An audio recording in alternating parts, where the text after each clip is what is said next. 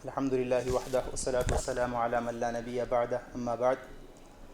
قال الله تبارك وتعالى في القرآن المجيد فأعوذ بالله من الشيطان الرجيم بسم الله الرحمن الرحيم واصبر وما صبرك إلا بالله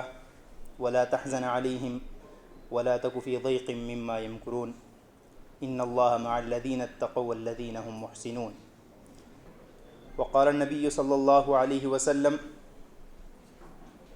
أن تعبد الله كأنك تراه فإن لم تكن تراه فإنه يراك۔ میں نے آپ کے سامنے جو آیت کریمہ پڑھی ہے وہ مشہور ترین آیت ہے جسے ہم بارہا دعوت کے ذیل میں پڑھتے رہتے ہیں، جس میں اللہ رب العزت نے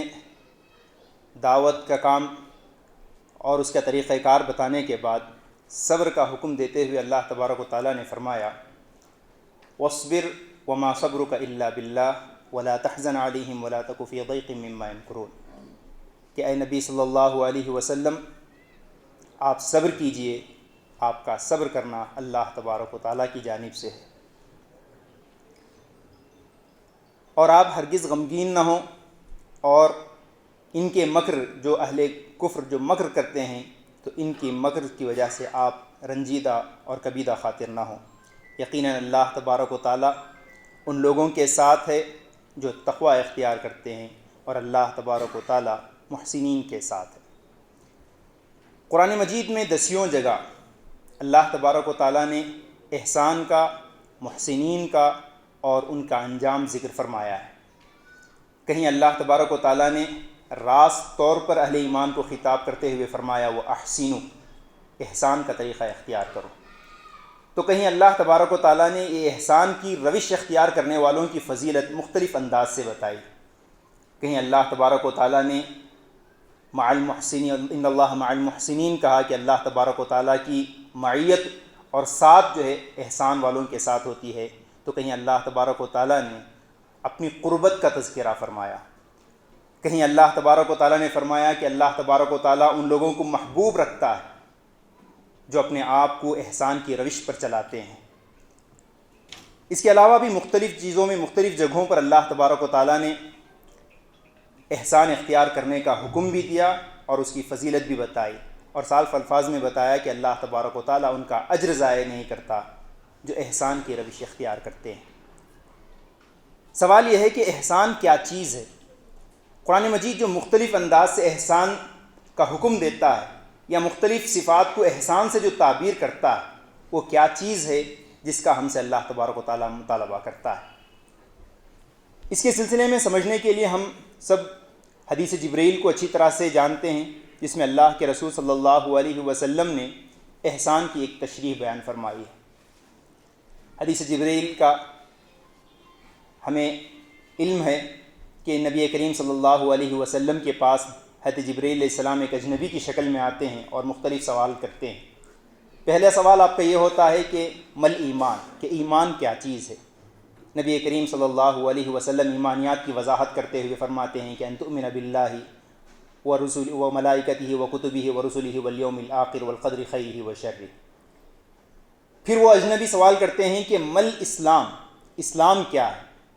نبی کریم صلی اللہ علیہ وسلم ارکان اسلام کا تذکرہ کرتے ہوئے نماز، روزے، زکوٰۃ اور حج کا تذکرہ فرماتے ہیں۔ پھر وہ اجنبی تیسرا سوال کرتے ہیں ومل احسان، اور احسان کیا چیز ہے؟ تو نبی کریم صلی اللہ علیہ وسلم فرماتے ہیں ان تعبد اللہ کأنک تراہ فإن لم تکن تراہ فإنہ یراک، کہ اس کے دو درجے ہیں کہ تم اللہ کی ایسے عبادت کرو جیسے کہ تم اللہ تبارک و تعالیٰ کو حاضر و ناظر اپنے سامنے دیکھ رہے ہو۔ اگر اس کا تصور کرنا آپ کے لیے محال اور ممکن نہیں ہے تو پھر اتنا تو اپنے دل میں یہ پیدا کرو کہ فإنہ یراک، کہ وہ اللہ تبارک و تعالیٰ ہمیشہ تمہیں دیکھ رہا ہے۔ شارحین حدیث نے اور مختلف علماء نے اس سلسلے میں بہت تشریح لکھی ہے کہ احسان کیا چیز ہے، کیسے دلوں میں احسان کے درجے تک اللہ تبارک و تعالیٰ کا تصور جو ہے پیدا ہوگا، کیسے آدمی جو ہے اپنے اندر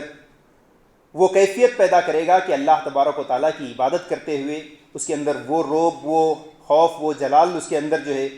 اللہ تبارک و تعالیٰ کا محسوس ہو، گویا کہ اللہ تبارک و تعالیٰ اس کے سامنے حاضر ہے۔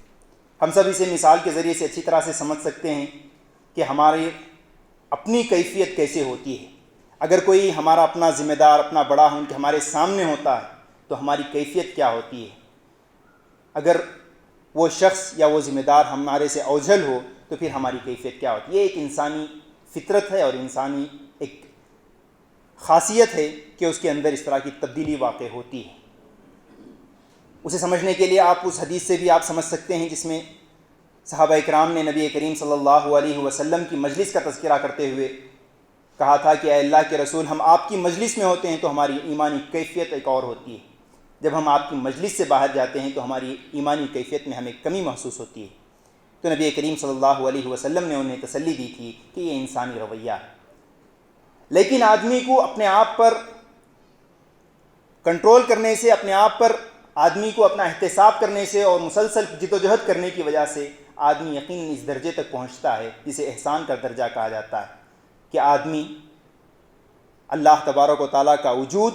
اللہ تبارک و تعالیٰ کی ذات کو اپنے اندر محسوس کرے، اپنے اللہ تبارک و تعالیٰ کے جلال کو اور اس کے خوف کو اپنے دل میں جو ہے اس طرح محسوس کرے گویا کہ اللہ تبارک و تعالیٰ سامنے جو ہے موجود ہو.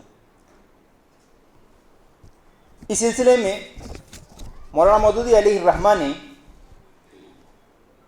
تحریک اسلامی کی اخلاقی بنیادیں کے نام سے جو کتاب ہے اس میں آپ نے ایک تفصیل کے ساتھ اس چیز کا تذکرہ کیا ہے جسے آپ نے احسان کو چوتھا درجہ بتایا ہے. مولانا مودودی علیہ الرحمہ نے تحریک کے کام کو اور اس کام میں جس سے ہم جڑے ہوئے ہیں، جس سے ہم وابستہ ہیں، اس کام کو انجام دینے کے لیے جس چیز کی ضرورت ہے اس کا تذکرہ بتاتے ہوئے پہلے ایک چیز ذکر کرتے ہیں کہ اللہ تبارک و تعالیٰ امامت اور سیادت کا منصب اس قوم کو بحیثیت مجموعی عطا کرتے ہیں جس کے اندر 3 صفات پائی جاتی ہیں. پہلی چیز تو یہ ہے کہ وہ مادی طور پر اسباب اختیار کر کے اپنے آپ کو اس کی مستحق قرار دے. صرف مادی طور پر وہ اپنے آپ کو مستحق قرار دے لے تو یہ کافی نہیں ہوتا، بلکہ اس کے لیے بہت ساری اخلاقی بنیادوں کی ضرورت ہوتی ہے جس کی بنیاد پر وہ اللہ تبارک و تعالیٰ کے سامنے اپنے آپ کو اس کا مستحق قرار پاتا ہے کہ جو ہے اللہ تبارک و تعالیٰ اسے امامت و سیادت کے منصب پر فائز فرماتے ہیں. تیسری چیز یہ ہے کہ اس کے اندر اسلامی اخلاقیات کا پایا جانا اور اسلامی اخلاق کا موجود ہونا یہ بہت ضروری ہے. اس کے بغیر ہو سکتا ہے دنیا کی دوسری قومیں کامیاب ہو سکتی ہیں، لیکن مسلمان بحیثیت امت بغیر اس کے کامیاب نہیں ہو سکتے. اس کا تذکرہ کرتے ہوئے آپ کہتے ہیں کہ اللہ تبارک و تعالیٰ کا اصول یہ ہے کہ جو مادی اعتبار سے وسائل زیادہ اختیار کرتا ہے اور اس کے ساتھ ساتھ اس کے پاس بنیادی انسانی اخلاق بھی پائے جاتے ہوں، اس کے مقابلے میں ایک دوسری امت بحیثیت امت اگر وہ مادی وسائل اختیار نہ کرے اور اس کے ساتھ ساتھ وہ انسانی اور اسلامی اخلاق سے بھی مزین نہ ہو تو پھر اللہ تبارک و تعالیٰ صرف اس کے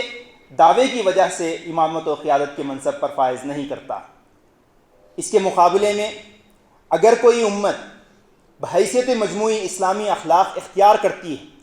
اور اس کے ساتھ ساتھ اگر وہ بنیادی مادی جو وسائل ہیں ان کو بھی اگر اختیار کرتی ہے تو یہ ناممکن ہے کہ اللہ تبارک و تعالیٰ انہیں امامت و سیادت کے منصب سے دور رکھے. بلکہ یہاں تک ہے کہا گیا ہے کہ اگر اس کے اندر اسلامی اخلاق پائے جائیں اور مادی وسائل کے اختیار کرنے میں اگر اس سے کچھ کمی بھی رہ جاتی ہے تو اللہ تبارک و تعالیٰ اس کے اسلامی اخلاق کی مضبوطی کی وجہ سے اللہ تبارک و تعالیٰ اسے کامیاب فرماتے ہیں. بلکہ اس کا تناسب ذکر کرتے ہوئے آپ نے 25 اور 75% کا بھی ذکر کیا ہے کہ اگر جو ہے 75% کمی اگر اس کے اندر پائی جاتی ہو تب بھی اللہ تبارک و تعالیٰ مختلف وسائل سے اس کا جو ہے تعاون کرتے ہیں. ان اسلامی اخلاقیات کا تذکرہ کرتے ہوئے آپ نے 4 درجات کا ذکر کیا ہے. سب سے پہلا درجہ ایمان کا ہے. جب تک آدمی کے اندر ایمان راسخ نہ ہو اس وقت تک یہ دیگر جو اس کے بعد کے درجات ہیں ان درجات پر وہ کامل اتر نہیں سکتا، بلکہ ایمان جو ہے بنیاد کی حیثیت رکھتے ہیں. اسی وجہ سے اس ایمان میں پختگی بھی ضروری ہے، اس ایمان میں وسعت بھی ضروری ہے اور اسی طرح سے اس ایمان کی گہرائی بھی مطلوب اور مقصود ہے.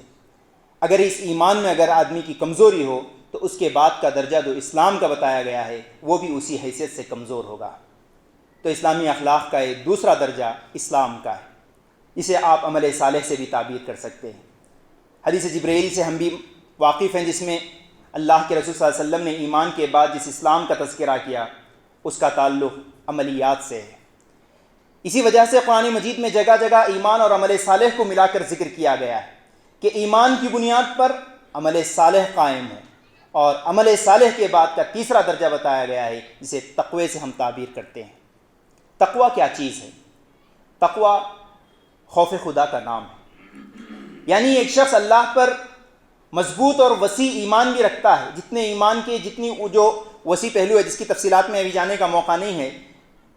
جو وسیع تصور ہمارے پاس ایمان کا موجود ہے، اگر وہ وسیع تصور پختگی کے ساتھ ہمارے پاس موجود ہو تو وہی چیز ہمارے عمل میں بھی ظاہر ہوگی۔ اگر ایمان کا محدود تصور ہمارے ذہنوں میں رہے گا تو اس کا نتیجہ یہ ہوگا کہ عمل میں بھی وہ محدودیت باقی رہے گی، اور اسی کا نتیجہ ہے کہ اس کا جو تیسرا درجہ ہے جسے تقوی سے تعبیر کیا گیا ہے، جو خوف خدا ہے، اللہ تبارک و تعالیٰ کے خوف سے آدمی جو ہے